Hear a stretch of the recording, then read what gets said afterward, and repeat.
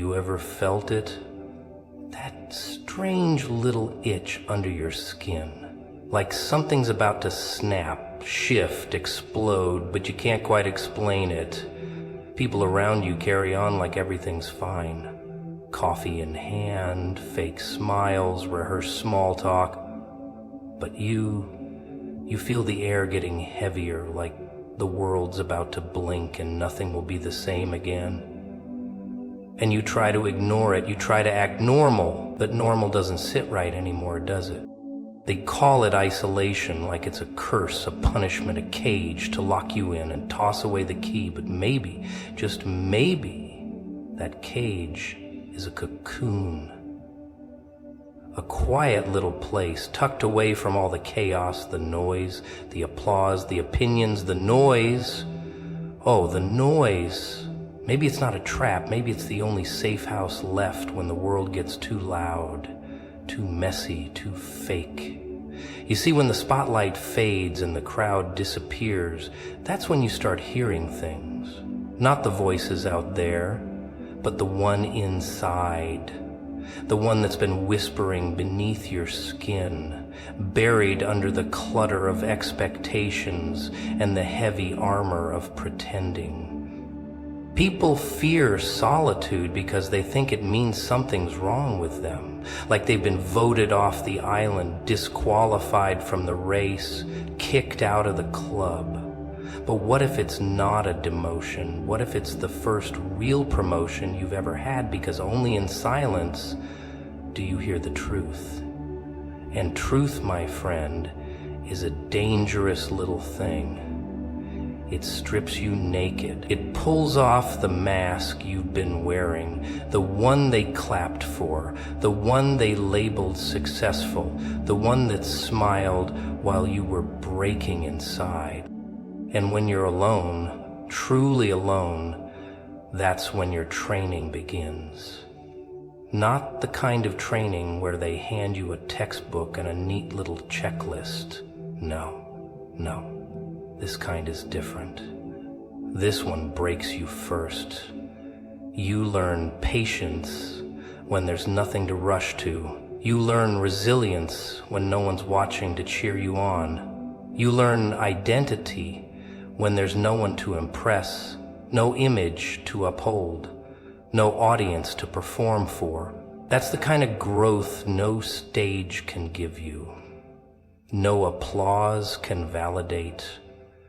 No mirror can reflect. But people want fast, quick, now, microwave miracles. They want answers before they learn to sit in silence. They want elevation without excavation. They don't understand that sometimes the silence is not a delay. It's a divine operation. A surgeon doesn't shout while preparing surgery. He cuts quietly, carefully. And so does life when it's preparing to upgrade you. It isolates you to operate on you, to remove the rotten parts, the weak links, the parasites you called friends, the patterns you called personality, the wounds you called wisdom. And oh, the beauty of it.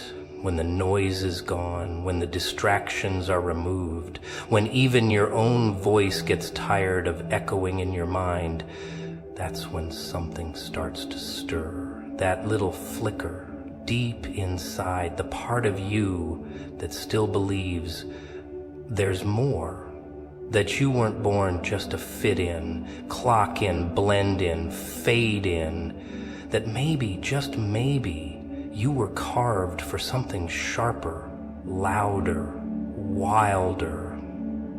But it can't be revealed in the crowd.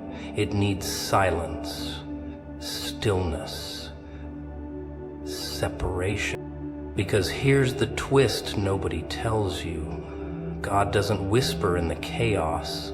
He doesn't reveal gold in the spotlight. He hides it in the shadows. He wraps it in the folds of your loneliness, in the silence of your nights, in the confusion of your unanswered questions. And while you think nothing is happening, everything is shifting. The seed buried in the dark doesn't scream while growing. It splits quietly. It cracks silently. It pushes through dirt in silence. And when it finally breaks the surface, that's when people call it a miracle. Not knowing the pain, the isolation, the transformation that happened beneath.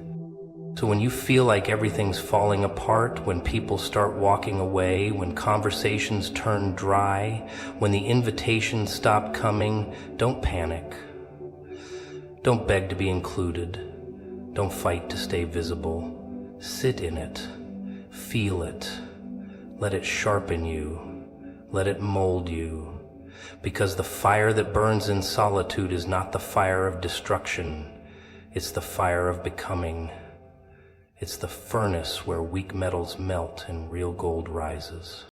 People say elevation is exciting. They picture stages, lights, followers. But they don't talk about the prelude, the tearing, the pruning, the silence, the waiting room where time moves slow and your thoughts get loud. That's where the real change brews. That's where your roots stretch. That's where your voice deepens, your vision sharpens, your skin thickens. Not in the crowd, not in the cheer, not in the comfort, but in the cold, bitter taste of isolation. That's where the warrior is born. People, they love noise. The clinking of coins, the scroll of screens, the artificial laughter echoing through empty hearts, distractions, sweet little candies for the mind, aren't they? Keep your hands busy, your eyes occupied, your soul numbed.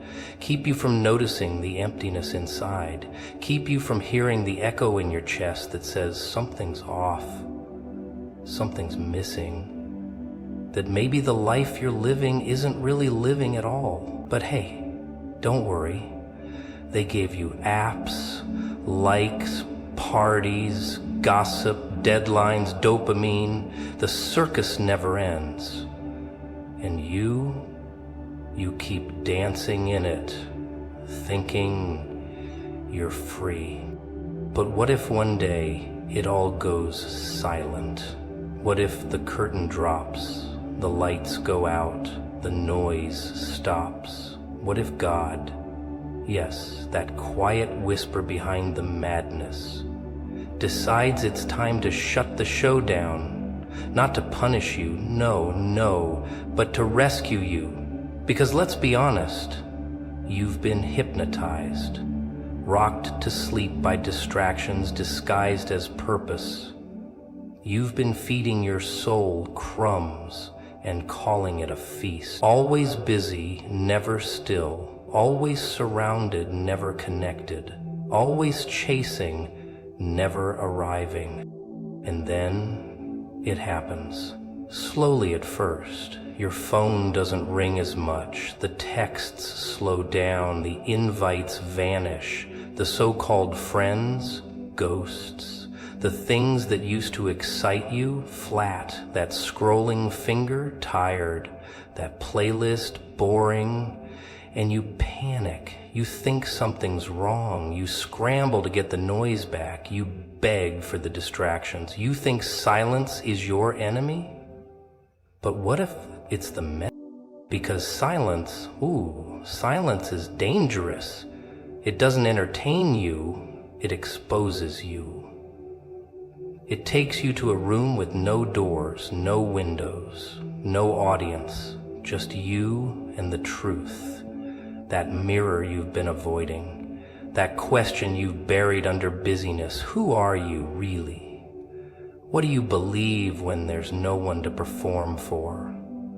What do you feel when the world finally shuts up? Feel it, Chrissy. God doesn't compete with noise. He doesn't shout over distractions. He waits patiently, strategically, and then he removes them, not to leave you empty, but to bring you clarity, to take the mask off your routines, to peel away the glitter from your idols, to strip down the illusion until all that's left is you. The raw you, the scarred you, the confused you, the you that's been begging for change while clinging to chaos. You think losing your distractions is a loss, but maybe it's a divine ambush. Maybe it's the only way to hear your calling. Maybe he's been talking all along, but your ears were too full of static. Maybe the silence isn't the absence of sound, it's the presence of direction, a frequency you only catch when you're finally still enough, quiet enough, desperate enough. But of course, people don't like that. People want answers fast, results now. They don't want to sit with the ache, face the discomfort, confront the hollowness. They want to skip the silence and keep the noise, but the noise, it's killing them softly, dulling their edge, stealing their fire, making them forget why they started, making them forget who they are, making them comfortable in cages built with distractions and locks made of comfort. And so God steps in, he starts cleaning house, not with a broom, but with silence. He takes the job you idolized, he removes the person you worshipped, he dries up the entertainment, he pulls back the curtain on your fake peace, and you scream, thinking it's unfair, but maybe it's the first real act of mercy you've ever received. Maybe he's not punishing you, maybe he's awakening you. Maybe he's not ruining your life, maybe he's saving it from the ruin you couldn't see. You don't need more noise, you need alignment, you need conviction. You need to remember what real joy feels like. Joy not powered by playlists and punchlines, but by presence. You need to remember how to breathe again, how to hear again, how to see again, not with your eyes, but with your spirit. Because when the distractions go, the vision comes. And that vision, it's sharper than any high, louder than any crowd, deeper than any thrill. It doesn't come with flashing lights. It comes in a whisper, a chill, a stillness that rattles your soul. That's the moment everything begins to shift. Not when you add more to your plate, but when you clear it. Not when you chase the crowd, but when you walk alone. Not when you entertain the world, but when you confront your own silence and realize maybe the things you lost were the very things keeping you from everything that's waiting on the other side of stillness. Ah, pain. That lovely little monster we all pretend we don't know, yet it sleeps right next to us, eats at our table, walks in our shadow. Everyone wants to run from it, fix it, mask it, medicate it, but no one wants to look it in the eye. No one wants to sit with it, listen to it, ask what it's trying to say, because pain, my friend, is a twisted poet. It doesn't speak in soft lullabies. It screams in silence, whispers in scars, sings in the cracks of your... And when you finally stop running, it starts teaching. See, people think pain is the villain, but what if it's the mentor? What if pain isn't there to break you, but to awaken you? What if the ache you're cursing is actually the compass you've been ignoring? Pain doesn't show up without purpose. It's not random, it's not chaos. It's the language of transformation, the only language deep enough to reach the parts of you comfort could never touch. You know what comfort does? It keeps you numb. It keeps you soft. It makes you think you're safe when you're just sedated. But pain kicks the door down. It burns the masks. It pulls the curtains back and shows you the ugly truths you've been too polite to confront. Pain reveals who's real and who's temporary. Pain doesn't play nice, it plays honest. And that honesty, it's brutal, it's raw, but it's the only thing that sets you free. People don't change when they're happy. People don't evolve when they're entertained. People change when their knees hit the floor, when their hearts bleed, when they scream into the void and realize there's no echo. That's when something shifts. That's when the old dies and something fierce is born. That's when they stop pretending and start becoming. Because the truth is, pain makes you real. It strips the performance. It melts the ego. It makes you meet yourself in the rubble of everything you thought mattered. You think the heartbreak was an accident? You think the betrayal was just bad luck? You think the rejection was coincidence? No. That was surgery without anesthesia. That was your soul being restructured. That was your destiny making room. That was your future screaming enough while you clung to a version of yourself too small for the life ahead. But you didn't know that then. You just felt the sting.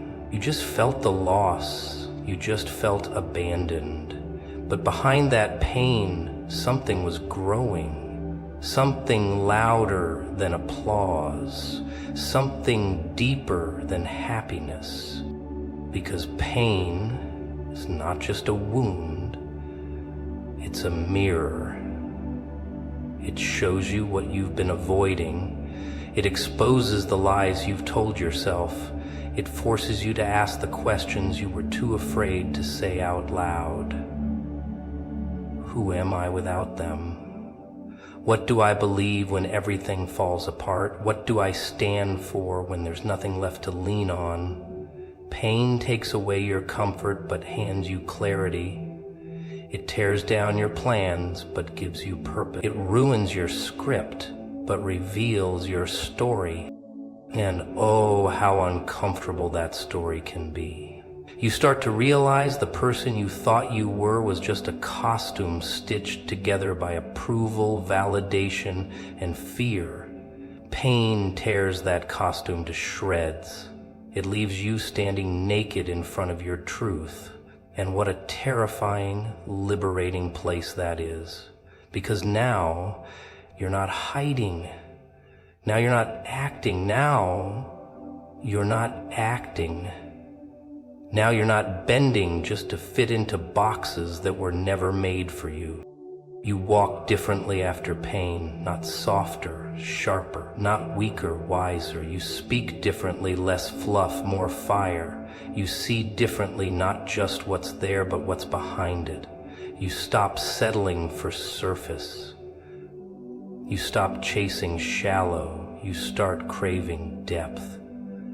Depth in people, depth in purpose, depth in God. Because once pain has cracked you open, you don't crave fake anymore. You crave real. And real, oh, real is rare. But pain makes you strong enough to find it.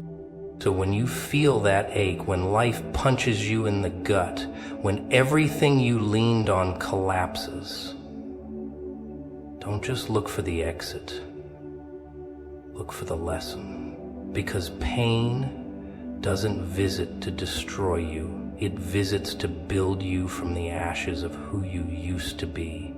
And that version of you, reborn in the fire, shaped by the storm, awakened by the agony, is the version this world needs most.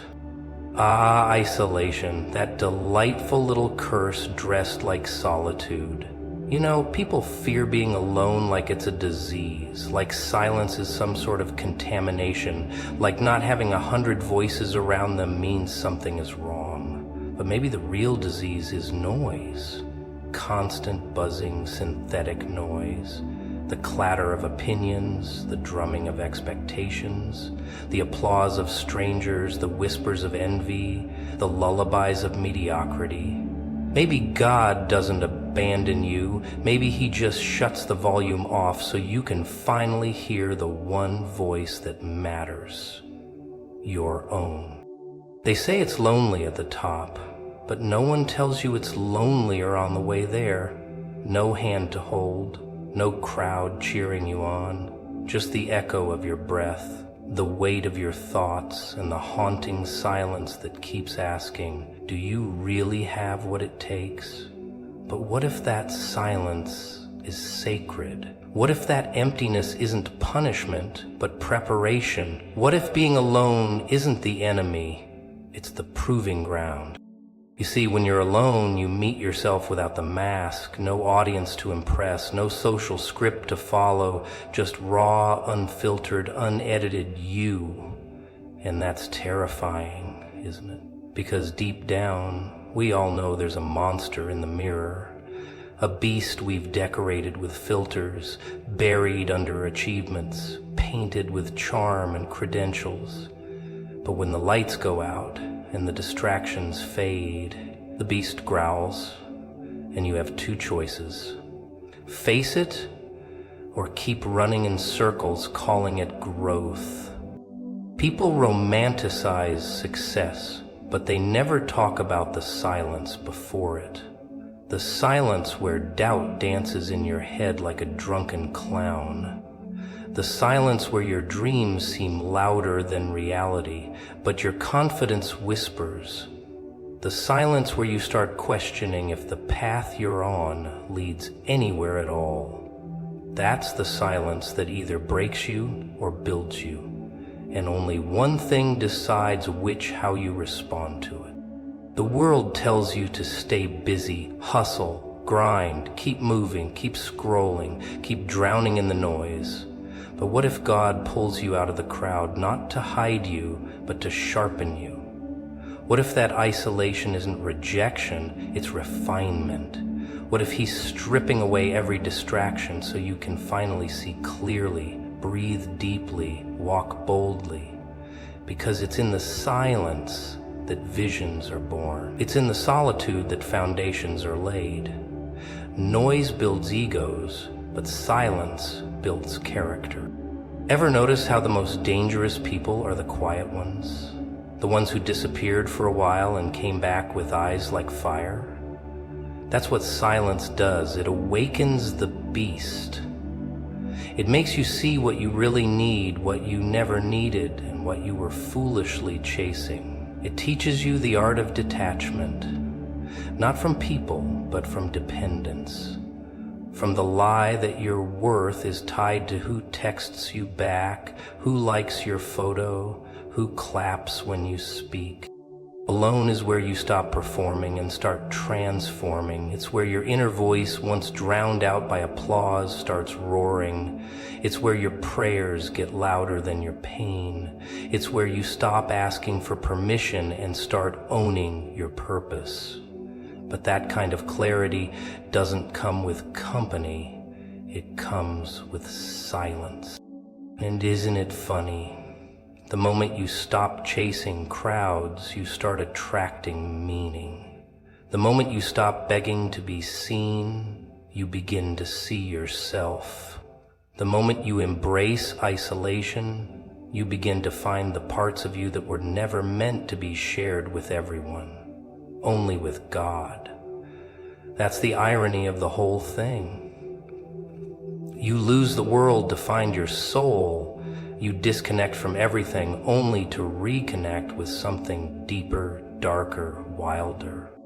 Sometimes the silence is the real battlefield. Not the critics, not the competition, not the chaos, but the quiet. The part where you sit alone with your scars and your shadow, and you're forced to ask, What now? And that's when you start becoming dangerous.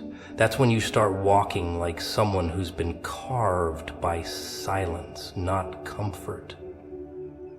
That's when your presence starts speaking louder than your words ever could. People think being alone means being forgotten, but maybe it means you've been chosen. Chosen to be molded, chosen to be broken and rebuilt, chosen to be hidden from the world so you can rise above it. Because the most powerful versions of you won't be born in noise, they'll be born in silence. Where your spirit is louder than the crowd, where your discipline is louder than your desires, where your connection to the divine silences every shallow distraction clawing at your mind. Ah, pain, that peculiar little artist God uses to sculpt the strongest of souls. Funny, isn't it? Everyone wants strength, power, wisdom, yet nobody wants pain. Nobody wants the chisel, the hammer, the fire. Everyone's praying for blessings, but nobody wants the brokenness that comes before them. Because we've been sold a lie, haven't we? That if you're in pain, something's wrong with you. That if life hurts, you must have taken a wrong turn. But maybe, just maybe, the pain is the path. The fire is the forge. The wounds are the way. You see, when pain visits, it doesn't knock politely. No. It kicks the door down, it rips the curtains off, it turns the lights out, it leaves you gasping, confused, curled up in corners, asking questions that sound more like screams. Why me? Why now? What did I do? But pain doesn't come for answers. Pain comes for transformation. It's not there to destroy you, it's there to reveal you. Not the smiling version, not the filtered version, the real, raw, brutal version of you that only emerges when comfort dies. People want to evolve without shedding their skin. They want change without discomfort, growth without grief, strength without struggle. But you can't build muscle without resistance. You can't sharpen steel without friction, and you can't awaken your soul without pain clawing its way through the surface of your fake peace. Pain has a language of its own. It speaks in silence. It teaches in tears. It carves in chaos, and the ones who listen, oh, they don't just survive, they ascend. You ever notice how pain isolates you? It doesn't bring a crowd, no, it clears the room. Suddenly the ones who cheered the loudest can't hear your cries. Suddenly the ones who promised forever vanish like smoke. And maybe that's the design. Maybe pain isn't just about breaking you. It's about breaking what was never meant to stay. Weak attachments, shallow bonds, surface level comfort, all gone. And what's left? You. Just you. Alone in your agony. But that's where the magic begins, doesn't it? Because when you hit rock bottom, there are no masks left. No applause to chase, no distractions to cling to, just a mirror. A mirror that shows you the cracks in your foundation, the lies you believed, the limits you accepted. Pain holds that mirror up and whispers, look, really look. And when you finally do, you see the version of yourself that comfort never let you meet. The one that doesn't flinch in fire. The one that doesn't beg to be saved. The one that walks through hell with a grin and comes out holding lightning. And you know what's funny? Pain makes you dangerous. Not bitter, not broken, dangerous. Because now you've tasted fire and survived.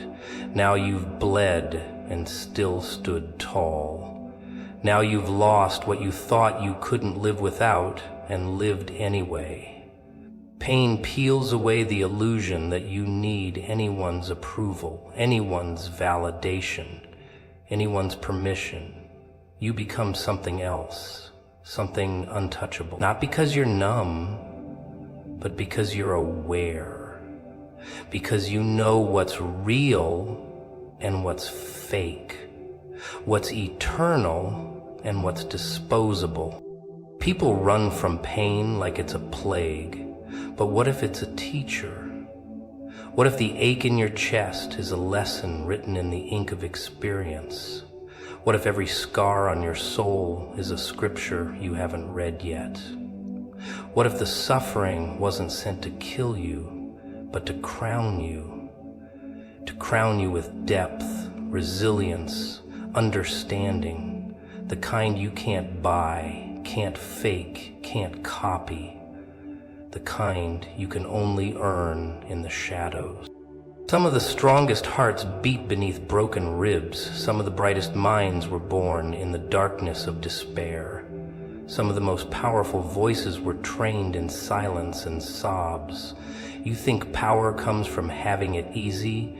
Power comes from crawling through the dirt, eating your pain for breakfast and walking into rooms like you own them because you've walked through hell and didn't flinch. That's what pain does.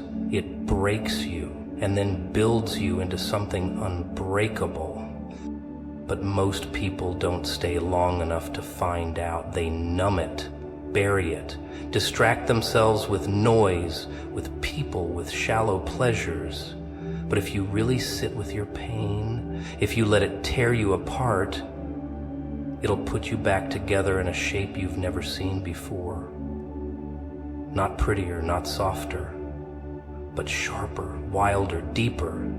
The kind of version of you that can't be tamed, can't be controlled, can't be caged in shallow living anymore. Ah, purpose. That twisted little puzzle everyone's trying to solve while pretending they already have. The word people throw around like confetti on vision boards, in coffee shop conversations, in hollow motivational speeches. But no one tells you that purpose isn't wrapped in glitter or gifted in some divine parcel on your birthday. No, purpose. Purpose is born where most people refuse to look. Inside the wreckage, inside the wounds, inside the madness, they keep hiding behind those plastic smiles. They told you purpose was a dream job, a business, a platform, a brand. But what if it's none of that? What if purpose is what's left when everything you thought mattered crumbles into dust? What if purpose begins right after comfort ends? You see, most people think they're chasing their calling, but they're really chasing convenience. They want the glow without the grit. They want impact without the internal war. But purpose, real purpose, oh, it comes with blood on its hands. It comes crawling through your chaos, whispering through your breakdowns, echoing in the middle of nights where sleep is a stranger and your mind is a battlefield. You won't find purpose in applause. You won't find it in money. You won't find it in that fake smile you force in the mirror every morning just to convince yourself you're okay. You'll find it when you lose what you thought was everything, when you hit the kind of rock bottom where even your tears get tired of showing up, when your identity burns in the fire of disappointment, and you're left standing there, naked, exposed, humiliated, and yet somehow still breathing. That's where it begins. Not in triumph, but in ruin. Not in clarity, but in confusion. Because purpose isn't picked, it's revealed. And it's revealed through pain, through pressure, through the process you didn't ask for but got anyway. That betrayal, that heartbreak, that season of isolation that made you question your own existence, yeah, that was part of it. Every tear, every scar, every sleepless night. It was carving the shape of something deeper, something darker, but most people are too busy escaping discomfort to ever discover it. They keep running from the very pain that was sent to unlock their path.